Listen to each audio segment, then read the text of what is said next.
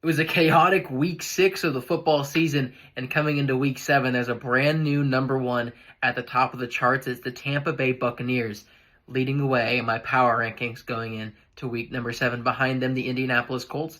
These are two teams only have one loss apiece, and they've looked better every single week. Colts, of course, they struggled a little bit against the Cardinals, but that offense has been potent. I'm not going to knock them for a bad defensive game. It wasn't even that bad. The Cardinals, they looked really, really good. And I think that's more of a testament to the Cardinals finally getting things back in order. Of course, Kyler Murray was injured, but there's Jacoby Brissett is one of the better backups in football. I'm not going to put a whole lot of stock into the opponent value there. However, looking a little further down, the Lions, Eagles, and Bills all lost a second game of the season this week. They'd been my top 3 for a good chunk of the season.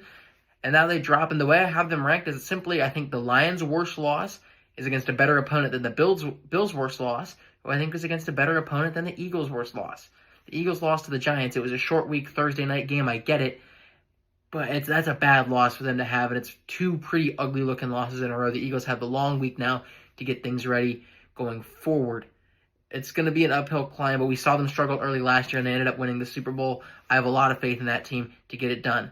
Further down on the back end of my top 10, I'm really starting to buy into the Seattle Seahawks. They look really, really good. The defense is good. Sam Darnold is just nice and consistent. And they're a couple of plays gone the other way from being an unbeaten team this season. I think there's a lot, stock put in that. I've seen some people have them as high as 3. I want to see a little bit more out of them before I really buy into them over some of these teams that have been established forces for years past. But the Seahawks are really starting to look up right now. The Broncos round out my top 10. I didn't move them down despite probably the worst winning performance I've seen from a team since the last time the Broncos played the Jets. They gave up one of the worst offensive performances in football history and still almost managed to lose that game. Rough for the Broncos. They do stay ahead of the Chiefs, who I think are actually back this time. Their offense is certainly back. Their offense has been able to put up, nearly 30 points the last few weeks. Of course, 28 was a little shy in Jacksonville. Now the defense started to pick back up, gave up 17 to a good Lions offense. I think the Chiefs are back, and they're going to start climbing if they keep winning.